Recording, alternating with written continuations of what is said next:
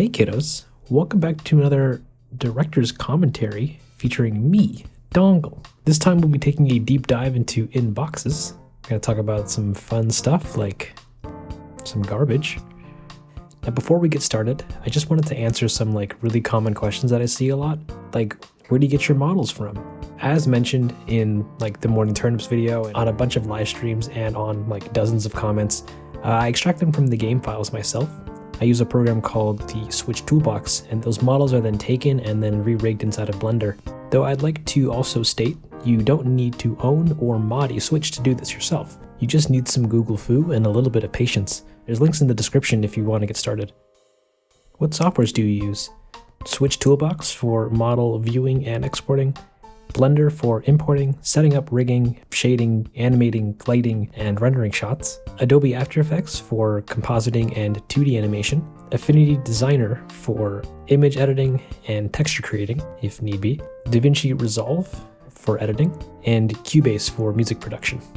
Can you add/do one about so-and-so?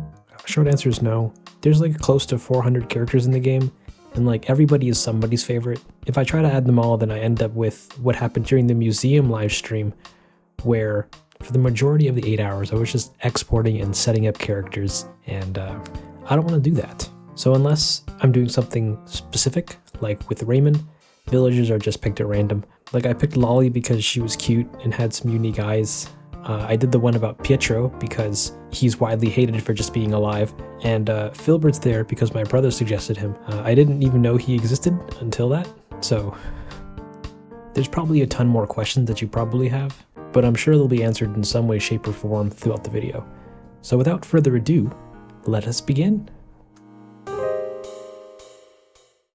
Inboxes was written during the initial inception phase of a bunch of these different shorts ideas, but I knew I didn't really have the necessary skill to pull it off at the time. This was actually supposed to be the one that I did after Lolly's crafting, but I ended up putting it on the back burner and decided to just focus on some other ones so that I could build myself up to a point where I felt more capable of being able to tackle it. And it's actually a point I wanted to make. I don't just do these for fun, although the views are quite nice. I genuinely like doing these because I feel like they help me improve as an artist. So with every one of these videos, I try to learn something new so that I can make the next video better. One of the things I was afraid of was doing the crowd. When I initially wrote it, I thought I was going to have to do a lot of animation work to make them seem lively, but as I worked on previous videos and figured out some better workflows through them, the entire idea of it seemed a lot less daunting, but I'll probably talk more about that in the animation chapter. The script for this was, again, just an action/beats list of the different events I wanted to happen. I was originally going to have Raymond have some dialogue at the end, but the logistics for adding that in seemed more like a hassle than a cool thing, so I just opted to leave it out last minute. I don't even really know how I came up with the idea.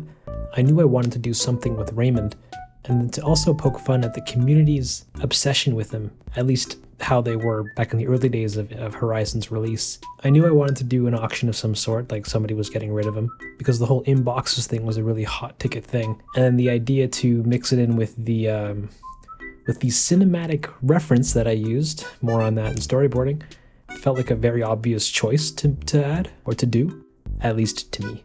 As for the collection sequence, I actually ran into some roadblocks initially because I didn't really know how to portray it. With my creative team, there was some talk of having him wheeled out in a cage or something, or having another scene that involved him being put onto the plane or something that further involved Susie in some way.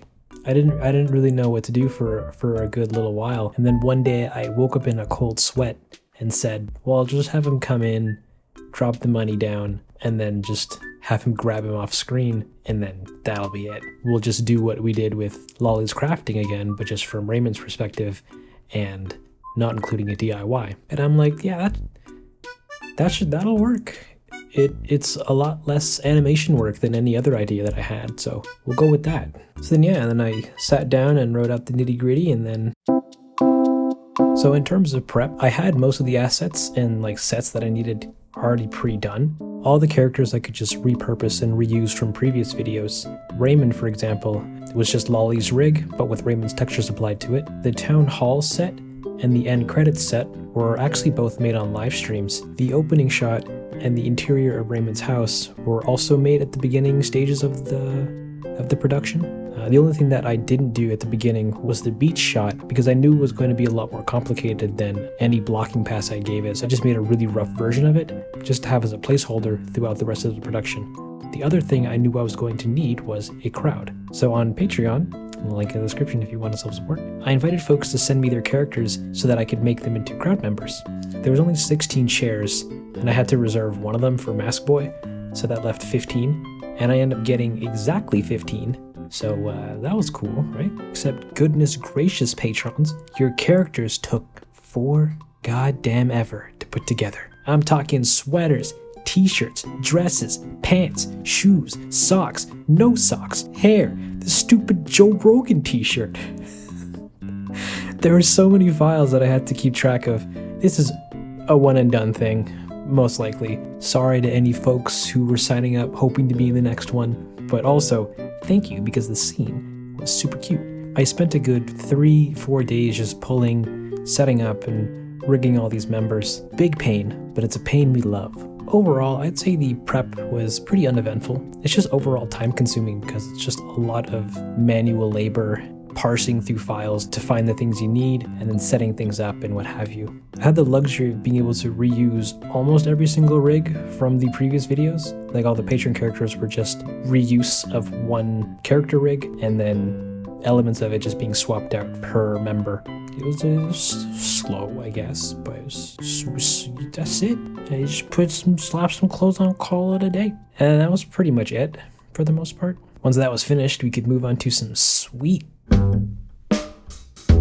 So you might have caught it when I flashed the script up, but the main gag I wanted to do with this was recreating the silent auction from the movie Get Out. Like, I thought it was so funny and so fitting of a tone that it very much was the backbone of most of this. So the storyboard was actually just having the movie scene and trying to recreate it. Like, if you put them side by side, they'll match up relatively closely. But if you'll let me complain about something for a hot minute, these characters' heads are so big that it was laughably painful to pull that off. Like, I literally couldn't do some of the angles because their heads were so big. So I can't even say it's like a 1-to-1, it's like a 1-to-5 kind of recreation. Like, close-ups and wide shots of the crowd always looked so weird because their heads just took up literally almost the entire screen.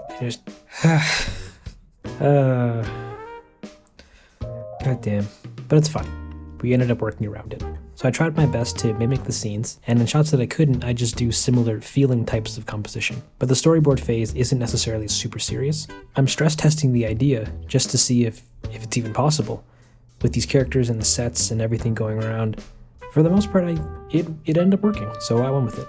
The Raymond sequence is basically just Lolly's crafting, but from a slightly different angle, so I knew that that would be fine. The end credits sequence, I actually originally was gonna have an end credits bit in Morning Turnips foreshadowing this video, but I forgot to block it in and cut it entirely just to save time. So for end boxes, I was like, no, I want to have a scene in it. We're doing it.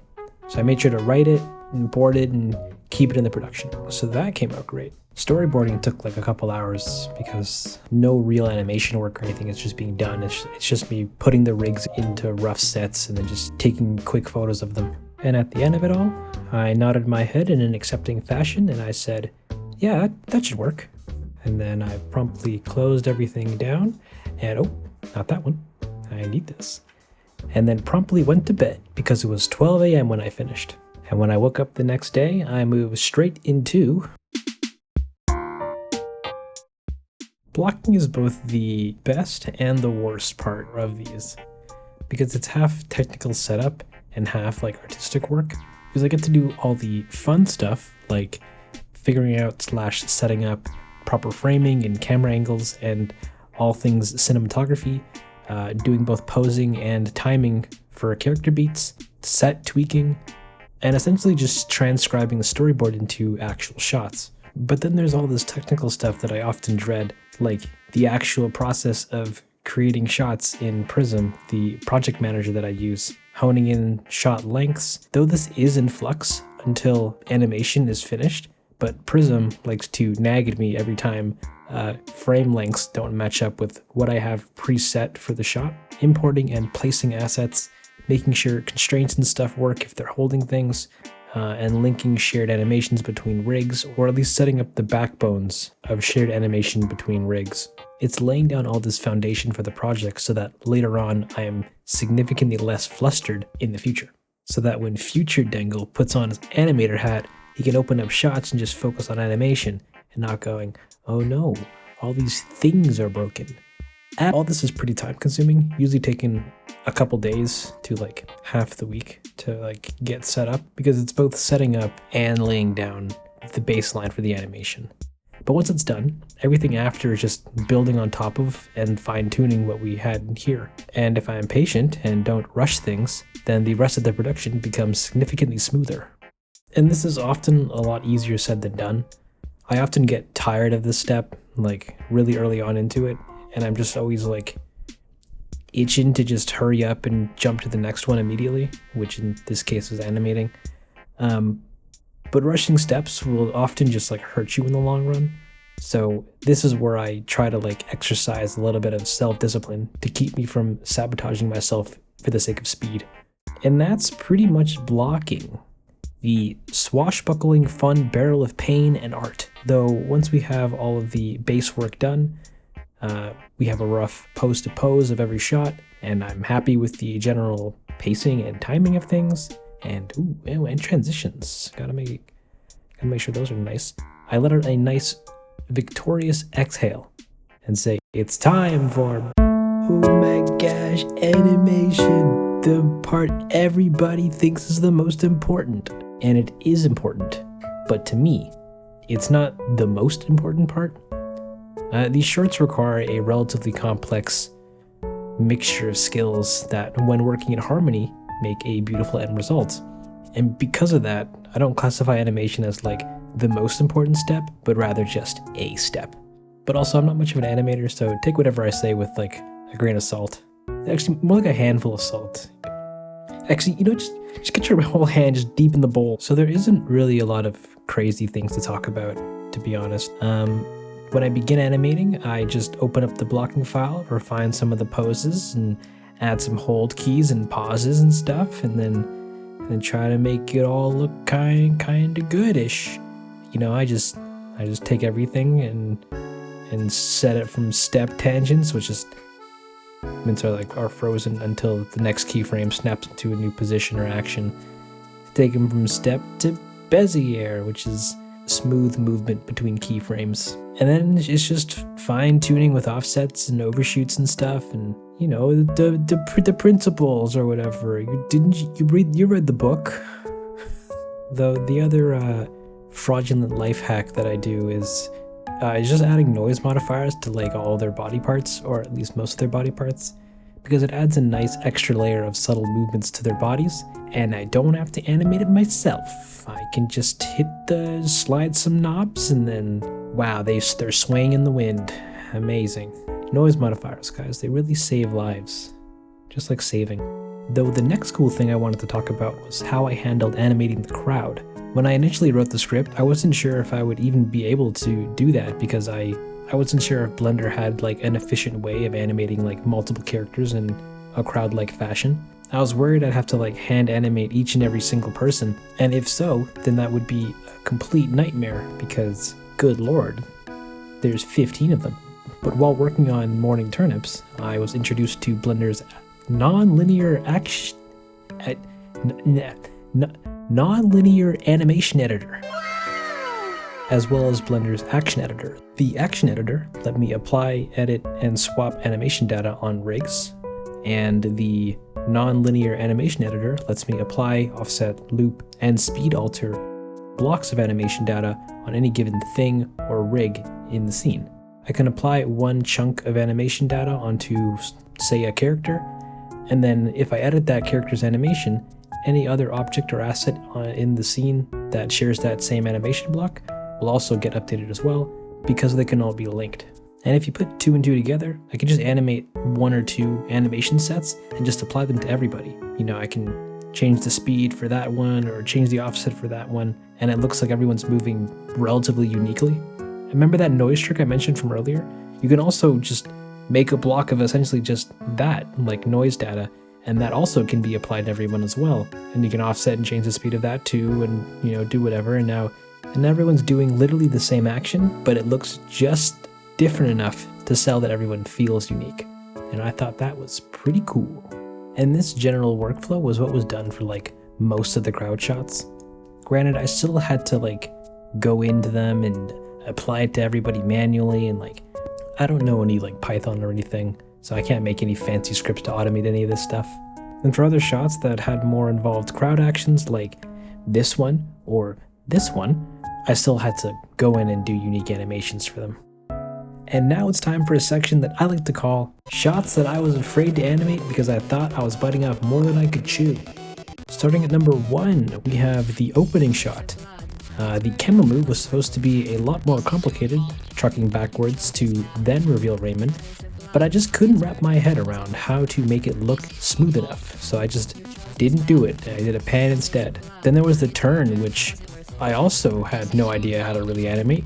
I spent a good hearty little while acting it out and trying to make sure I like understood how to make it look natural. It's on the feet, guys.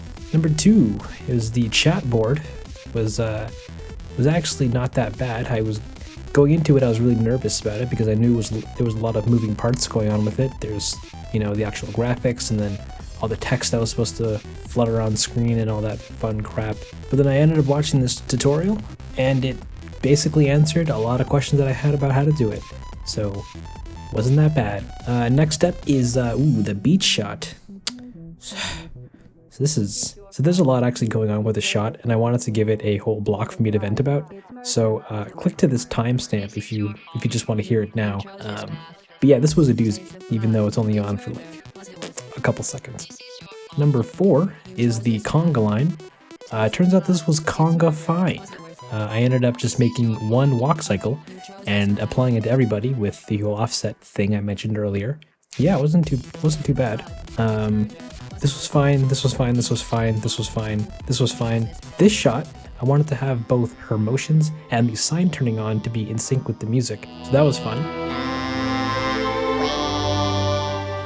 But it turns out it wasn't really that bad. I just exported a little chunk of the reference song and then just animated to it. I don't know why that scared me, but it did. And the shot right after, where we pan across the crowd and we see all the members, twirling their little sticks.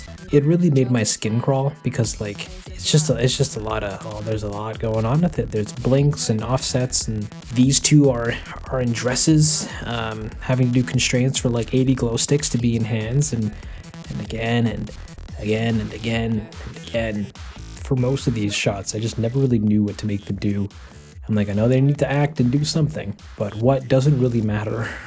Anywho, number 7 is this shot. Because there's like 8 characters or so, and they all need to do something unique. The back 4 are just looped with noise to make them look like they're talking to each other, whilst the 4 in front are there's 2 groups of interactions. So these 2 are talking to each other, and these 2 are talking to each other. I thought that was probably the easiest thing to do. It took some hours to set up and another couple hours to animate.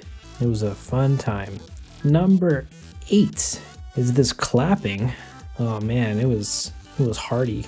Actually, I think it might be fun if I put in the bottom corner. I'm gonna put a real-time recording of me animating the shot from blocking to finished, and that's gonna we'll see how long it takes for that thing for that to finish. I think that'll be pretty fun. Next up is number 9. Which is this step. I was worried that Susie wouldn't be able to cover Mask Boy, but it turned out that their big melon heads and the lightings worked out just fine. Next up is number 10, which is this grab shot. I knew I could do it. I was worried that it wouldn't turn out the way I wanted it to the entire time. Like I was animating it, being really, really conscious of like, does the walk cycle look okay? Does the camera pan feel okay? Should I make Susie do something in the background? Should I, is the handheld camera looking nice? It was a lot of second guessing in between every single click I wanted to make it look nice. I wanted to do the shot in Lolly's crafting, But I was a dumb little baby back then and didn't know how to do anything. But now I'm a seasoned baby. I can walk on my legs now. It's pretty good. The wind up here is pretty nice with my doesn't make sense. Next up is 11, which was the broom shot. At first I was like, oh no, animating physics. And then I'm like, wait a minute, I could just simulate the physics, like with the rigid body sim. And I did. Though I'd never done like physics simulation for a video before, so it was kind of fun experiencing like a little crash course on doing it to get this set up. But it hits the other collision object a little too fast, and kind of stops abruptly. I nearly canceled the entire project because of this, and I didn't even fix it. I just left it. And number 12, this flip-in postcard turn, man. Oh, jeez. Susie's actual rig is like contorting super hard to get this angle, and there just was barely enough space between like her and the mailbox to flip the card without it intersecting with like everything else. And yeah, I was just nervous that it wouldn't look good. And I think it came out fine. Yeah, it came out fine. And yeah, thanks for watching this segment of shots that I was afraid to animate because I thought I was biting off more than I could chew. Animation took roughly like 4 days to get done, and once that was all finished, I could move on to lighting, everyone else's favorite aspect of the shorts. Now this is actually what I think is super important, because bad lighting can make good animation look awful, though I'm not saying I'm like some amazing lighter, because I'm very much not. In fact, take everything that I say with like a nice hefty bowl of salt, because I don't really know what I'm doing until like after I've hit render, although I am proud of the results that I got for some shots, mainly the opening shot. I mean, just look at that, it's gorgeous. I guess the most interesting thing to talk about would be the auction sequence. I wanted to go for like a lightly stormy overcast kind of lighting situation, but the thing about overcast is that all the light is then like even diffused dispersion of light across everything. The more research I gathered on overcast lit landscapes, the more I realized that you can't really do much with them, and I began to get worried that the results would end up looking like flat and boring. So I tried to figure out some other ways to like spruce things up, like rendering mist passes to cover the distant backgrounds. We did some color correcting to suck out some of the saturation, and I also added some like subtle bloom to help make things feel a little bit softer. Though I did use the bloom throughout like the entire thing, the look of it and the general like workflow to set it up, I guess, because I was using Blender's compositor nodes. It was developed here first, or at least in this sequence, and then used across the other shots outside of it afterwards. But at the end of the day, all the light just came from like one HDRI, and it held up for like what I needed. The opening shot was kind of fun. I went into it knowing I wanted a very majestic looking sunset, but one question I had for myself was, how the fudge do films do skies? Like it was one of those things that I just never knew how anyone did, and I couldn't find a lot of fun information about it. The short answer is usually matte paintings, so I just went down a somewhat similar route. I found this sunset HDRI texture that was originally a bit too bright, so I ran that through a little hue and saturation node and just kind of made it a bit darker to give it that nice pinkish, orangish looking vibe. But the actual HDRI wasn't lighting the scene the way I kind of wanted it to, so I ended up using another sky texture node to actually be the key light for the shot. And then with this fancy light path node, I can make it so that the HDRI is actually visible through or on the sky, but the sky textures was actually lighting the scene. And then that ran through another background node. And then, yeah, lighting. I'm a professional now, baby. Let's go. Now this all sounds like I probably know what I'm doing, but in actuality, I was like just sliding sliders and, you know, trying different textures and different ideas. Like at one point I had a card that had a clouds texture on it, like just to cover the whole sky with, but that wasn't working. Like I don't really know what I'm doing or what works best until something at some point kind of clicks and I just go, that's it! That's the one! And then I roll with that. And then there's the Raymond sequence, which was literally just a single spotlight. Like I added some additional lights here and there from shot to shot to like soften shadows and stuff, but it really wasn't anything fancy. No, what was fancy was this one. I really wanted to do this exact shot back in the Great Pietro, but the problem I was facing then was that lights would either be too powerful and would reflect and bounce off of all the surfaces and re-illuminate our boy from a different angle, or they just weren't powerful enough and weren't showing up or usable as rim lights to separate him from the background. And this is why I say I'm not really much of a lighter, because an actual professional can just step in, just snap their fingers and booka baka boom, boom, scene. Yeah, I can't do that. I'm like, well, I want to light it this way. I'm gonna fail until I get there, and then I figure something out. So the solution that I ended up going with was using negative lights. Now you might be wondering to yourself, what? Negative, huh? What do you explain yourself? Yeah, like you know when you take a light and you like crank it up in brightness, and it gets brighter. Well, if you crank it the other direction, it gets darker to the point where it removes light. Like and it'll just like a vacuum, like a photon vacuum. Just though you do need to be a bit careful with it. It can cause some like discoloration at edges, as well as introducing some like funky negative shadow artifacts. But yeah, that's what I did for that shot, to keep him in the darkness. Without it, all that sweet balanced light would reveal his face, and we wouldn't be able to get that ominous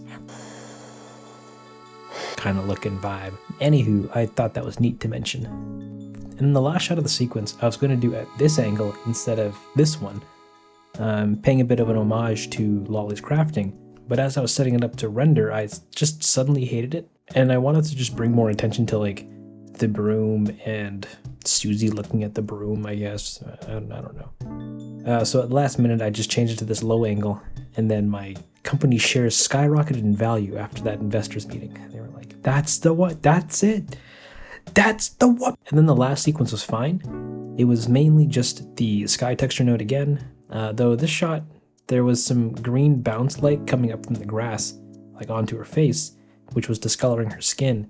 At the time, I didn't know what to do about it until after rendering it, and then working on the next shot, where I realized that I could just put a white plane underneath there, and it would have fixed the problem. And I was like, yeah, this is literally why light reflectors exist. But I already had it rendered, and I didn't really want to re-render it again, so I just said, screw it, it's fine. And that's kind of all the fun trivia from the lighting phase. I usually do light tests throughout the blocking and animation phase anyways, so when we get here, I already have a relatively solid idea of like what I'm looking for, and just need to do the grunt work of fine-tuning it and making sure that all the files render the same in Pandora, which is my render manager. Speaking of rendering, so the rendering stage is pretty simple. At this stage, I'm literally just optimizing scene files and trying to get them to render at acceptable speeds, with shot render times ranging from like half an hour to like 5 to 6 hours. Though that is kind of a big gap. It was really only these two shots that took quite a lot of time to render out, mainly just due to their length. So as you'd imagine, shots like the beach shot or this walking shot, I prepare them to the point where I'm happy with how they look, so that I only need to render them once. And if something goes wrong afterwards, instead of re-rendering the whole shot, I'll often just render small cropped areas and then just edit those on top of the originals. Like an example would be Raymond's glasses here at in the Raymond sequence. I had an extra light object in the scene that was just helping to add some more light to Raymond's face, and that light object was being reflected in the glass of Raymond's glasses. Because of the optics denoiser and some of the render settings that I was using, it was causing the light reflecting through the glass to render as this smeary artifact whenever he moved his head. I didn't really care that you could see the light object in his glasses, but I cared that it was distracting enough to take away from what he was doing. So I solved this by just adjusting the glass shader so that the light appeared less bright, and then just disabled adaptive sampling, because it turns out that that toggle mixed with whatever sample count you have, as well as the denoiser, can end up accentuating the artifacts that the denoiser produces. So I just fixed that by upping the samples a little bit, and then just rendering the small area around his glasses, and then just slapping that back over top. But yeah, the rendering stage is mainly just optimizing, rendering, waiting, checking again, and then taking those raw renders and putting them into Resolve. Now, traditional rendering usually involves rendering like multiple passes, so like a shot's color, its lighting and indirect lighting and shadows and what have you. and then taking those elements and then recombining them in, say, Nuke or After Effects, so that you have that nice additional fine control of the shot's elements in post. But I'm mentioning that just to say that I specifically don't do that.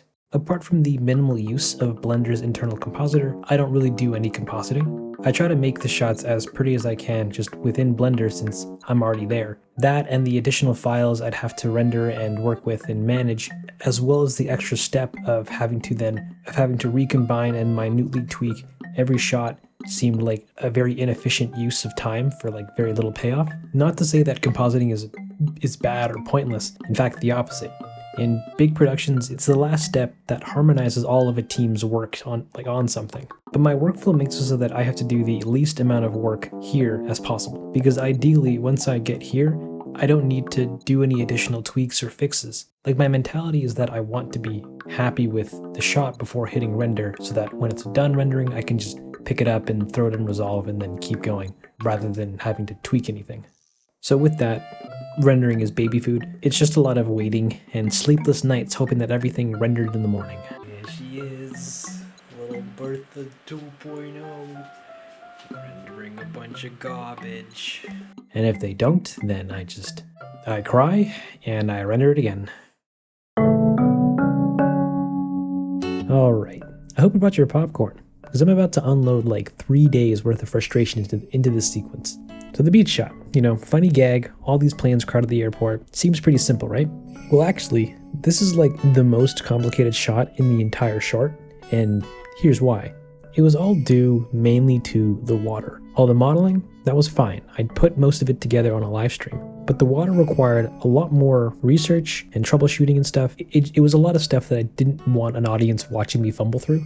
But the rules were, 1, it had to actually be animated and not just a flat texture, and it had to look a little stormy. 2, it had to have foam rings around where object intersected with it, as well as crawling up the beach. 3rd was the beach. It had to leave visible wet streaks on the sand. And lastly, the planes had to move with the waves. So I'll break down how those were achieved.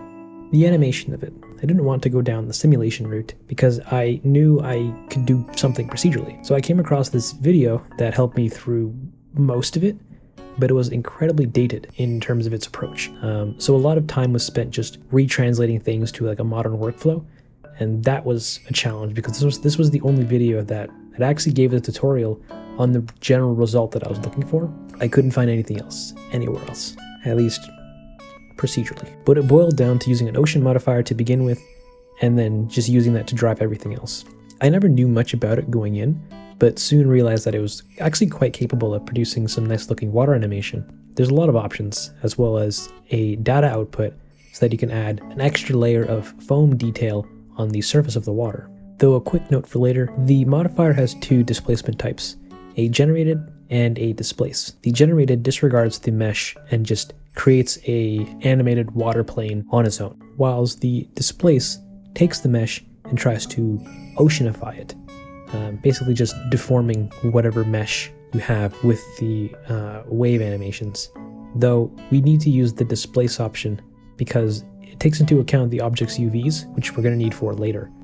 Next up is the foam around objects and the beach. There was this detail that I really wanted to do back in Morning Turnips, but had no real idea how to. I couldn't find any good resources that taught how to make a good looking shoreline procedurally, at least in Blender. But the initial tutorial that I mentioned earlier did have an answer for it. Granted, it was very dated, and a lot of the buttons he uses are either gone or don't work the same anymore, but the general principle of it still rang true, which was dipping your toes in the wonderful world of dynamic paints. Now, dynamic paints they're easy to understand, but a little tricky to explain. But basically, one object acts as a brush, whilst the other acts as a canvas. The brush object can paint/generate a texture map onto the canvas object, and then that generated texture can be used anywhere to drive anything that you want, essentially. In this case, I use it as a mask to just mix 2 different shaders together, one for the water and then one for the foam. So I can make the water a canvas and have the airport, planes, and the beach edge be brushes, and then use them to generate these white rings and edges. And then that texture gets pumped into the water shader as a mask for the foam, and then Bob's your uncle. That's it. That's why we needed the plane from earlier to be unwrapped, because all of this is based off of an object's UVs. And if you have your ocean modifier set to generated, then these won't be created, or then all this won't really work. So that's water and the foam in the water. Then we have the sand wetness, which uses the same dynamic paint technique. Just now the beach is the canvas and the water is the brush. Generate a map and use it as a mask for a darker, shinier version of the sand, and that's how you get wet sand, baby. Easy. Well, not entirely. It can be a bit finicky. Sometimes the map won't generate correctly, or the quality can come out looking a bit odd at times. So it does take a bit of tweaking to get things to look the way you want them to. But for the most part, that's what we do to get, or that's what I did to get that kind of wet beach looking effect. And lastly is the plane animation. On the initial live stream, I went through the effort of like adding noise and stuff to all the planes to have them move and sway just a little bit. But since the ocean was using the ocean modifier, all the planes were now floating. I took a brief moment to try and animate them, like bobbing up and down myself, but that just ended up being not super efficient because there was like 8 planes and it's work. It's too much work. So instead, during my water research, I came across another tutorial that was all about getting objects to stick to animated water. And it boiled down to get your ocean, create a plane, subdivide it, shrink wrap it to the water surface, make a vertex group of all the vertices of the plane, and on your other object with a copy location constraint, you can just connect the two together and select the vertex group that you made earlier, and bada bing bada squish, you got some perfectly moving object to water, and you can offset it just a little bit and then you're good to go. And you can also do the same thing but with copy rotation as well, and then that'll automatically animate or automatically rotate it to the water surface as well. And I did that for all the planes that needed to move, giving them each a little square and vertex group, and we were in the money. And after all that work, we had a shot that looked kind of alright. I was laughing about it because it looked good from basically any other angle except through the camera. The overcast light, man, it just made everything look so unflattering. But that's how that was done. I call it complicated because all of this was like very new to me. Like every single step of the way, I was learning something new, like about Blender and myself. And it was as frustrating as it was exciting. As for shading, the shader for the water got like stupidly complicated. I was working with like 3 dynamic textures, driving a ton of masks and stuff, and yeah, it was a mess. But that was the plane shot. Thank you for coming to my Dense talk. It truly means the world. Not a lot really goes into editing, like at least for me in these projects. Most of the editing work is technically done through the blocking and animation phase. All the shots are what I like to call perfect length, which just means I pre-plan a shot's length in advance, so when it actually comes to putting the finished thing together, I don't need to do any like trimming or retiming or, actual editing. Though I guess the fun, obvious trivia is that the entire auction sequence is basically structured and edited like a music video. I had a placeholder version of the song to edit to, but a kicker was that the placeholder had a fluctuating time signature, and that just means that sections of the song were playing faster or slower than other parts of the song. So I was cutting to this version of it. I knew I was going to be working with a cover that had a more consistent BPM, but I needed a version of the cover version so that I could actually continue working on the project. So at some point I had to pause to do the actual song. I ended up streaming the inception of it, so you can watch that if you like to see how songs are made. And I got a consistent version that I could actually continue working with. Though in retrospect, my version was probably a bit on the faster side, which ended up making the whole sequence feel a tad faster than I initially planned, but I don't think it really soiled the pacing much. Other than that drama, nothing else is really fancy inside of Resolve. I guess I could mention how I make the comparison videos. That'd be kind of fun, which is essentially just, I make new timelines for every step. I have a timeline for putting together the storyboard. Once that's finished, I do a fresh one for blocking, and then a fresh one for animation, and then a fresh one for the final. And I do this because in Resolve, it makes it a heck of a lot easier to set up the comparison video that way, where you can just drag in timelines into other timelines, and then they show up and act as footage. So I can just dump all the different passes into one big timeline, and then everything just will update itself in the background as I go. And even when I'm working in other versions, I can just bring those versions in if I need to reference something, but don't want to have to deal with like all the video clip elements. And that's basically it. Like there's some minor color grading here and there, but I don't do anything fancy. It's literally just clips go in and that's it. The real spice is in. It always surprises me when people compliment a video on sound design. Like I do try to put like a good amount of work and effort into like soundscapes and special details and such, but like sound design just kind of as a whole just seems to be it just doesn't get enough praise in my opinion. Not that like my video necessarily, does a great job at it or anything, just in general. The opening shot was just like some wind and leaves rustling, the plane sounds and some sounds for Raymond's like walking and stuff, and a little thinking emoji. Emote. There you go. For the chat, I was actually contemplating using iMessenger sounds from the iPhone. That keyboard sound, that clicky click, sounded pretty satisfying. But after putting it in, some part of me was like, nah, you should probably try to make this work with like Animal Crossing sounds. And I turned to myself and said, yeah, I guess you're right. I do have like a folder full of like UI blips somewhere. I guess I could use those. And then just spent a bunch of time just trying out different sounds and, auditioning things until something worked.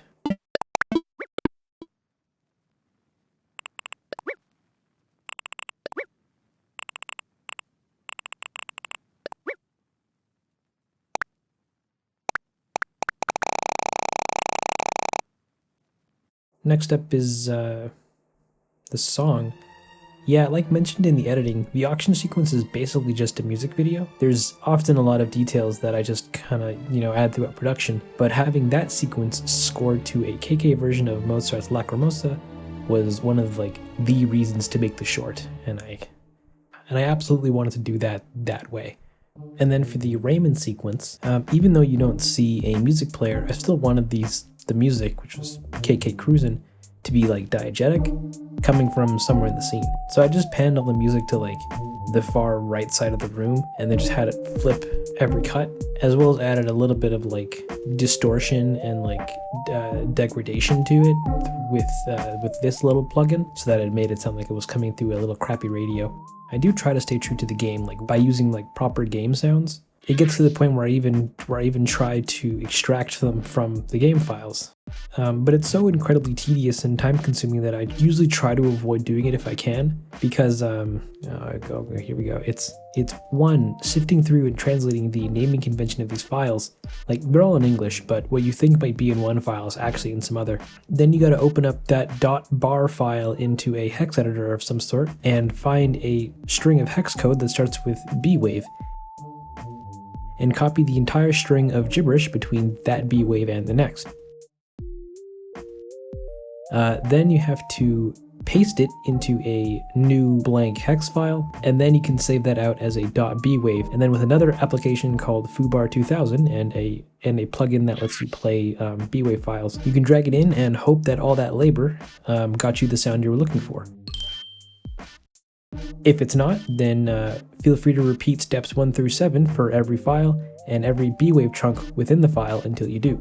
Now you might be thinking to yourself, man, this guy's an idiot. You just highlight the whole code and export it all as one big file. It should just make... No, it doesn't make one big audio file with like everything mashed together. It just gives you one result from the file, and it sucks. So as you imagine, if there's a sound that I absolutely need and can't really find or record cleanly myself, I hunt for the source. That was the case for the banner ding in Morning Turnips, any and all of the UI blips and sounds, and even the pocket coin money jingle sound. Actually, fun thing about that, I found the sounds for it.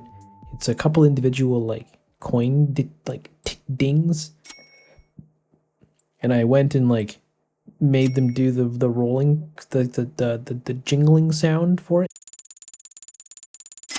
and it just sounded terrible. And I ended up just looping it with some other coin sound effects with itself or underneath to give it that same beefy sound. Expression sounds I just ripped from YouTube videos. There's one video specifically that I keep using because the person went through the laborious task of just going through all the expressions in a nice quiet room, and it's been a lifesaver. Dialogue is also particularly difficult because the game generates dialogue in game. Like, even though I have the sound files for speech, everything is monotone because vocal inflections are also handled in game. And yeah, we all saw that. What was it? And yeah, we all saw that Polygon video about Animal Crossing's fake animalish language and how it works and stuff. They're just speaking every single letter. But that's the thing. That's all generated through a programmed system, and for me to recreate that manually is like incredibly laborious. I could just record dialogue from the game and just splice it together like I did for Daisy or Tommy in Morning Turnips, but there's often a lot of like background noise and music that you just can't really like turn off or work around because Animal Crossing doesn't believe in sound options for some reason. So it would just end up fighting me like every step of the way. And add in the fact that the Raymond sequence all happens in like a quiet room, I just decided to not have Raymond say any lines at the end. But I did find sounds for the mailbox, and that was pretty rad. The general philosophy for sound design for me is like, I'll just describe the scene and then find and layer sounds that just relate to the details from the description. So let's break down one of the shots. So here we'll do this one. This is the broom hitting the floor. That sounds pretty cool. So firstly, we're in a small room, so we're gonna need a little bit of room tone. Next up, the floor is carpeted, so unfortunately, carpets absorb a lot of reverberation, so we can't use any of that here, even though I love me some reverb. The broom hits the ground. You know, I just need to find some sounds of wooden sticks hitting things.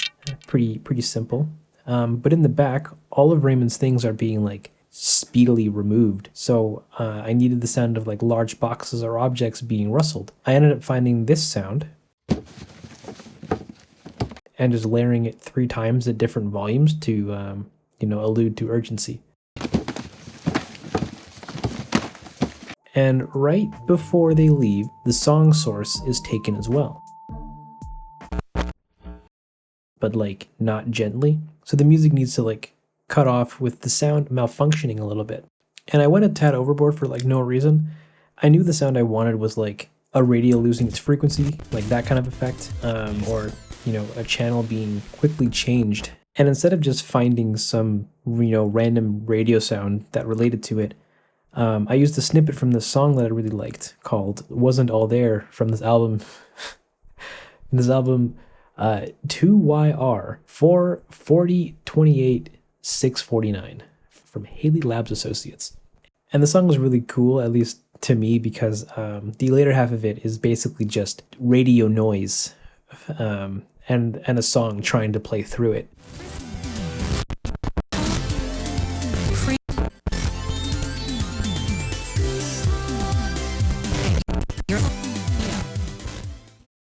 And so I took a little snippet of the ending bit and then just used that there. And then lastly, the shot cuts on the sound of the door slamming.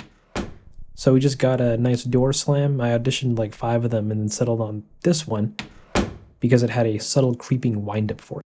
And then all together, we get this.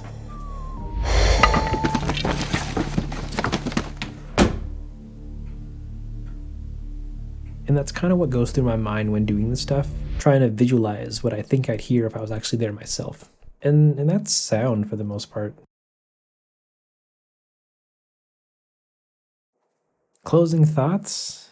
Oh no, but that's basically it.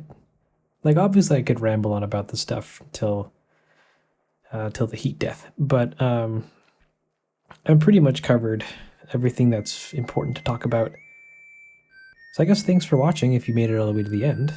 And these videos are long and boring, but we try to spruce things up a little bit by just making things a little funny here and there. Yeah. Anywho, so yeah, by the time you're watching this, I'm probably hard at work on the next one. which is going to be pretty cool, I think. Well, at least that's what I'm telling myself, so that I don't feel bad about making it. Yeah, I think that's everything I want to say. Oh no, support me on Patreon so you can help me make videos and it's good. It'll be fun. I can't guarantee that, but I can guarantee that I'll tell you that it will be fun, because it will be fun. Patreon, you gotta help me survive. help me keep me off the streets, please. That's all I know. Art, YouTube. It's all I know. It's all I know.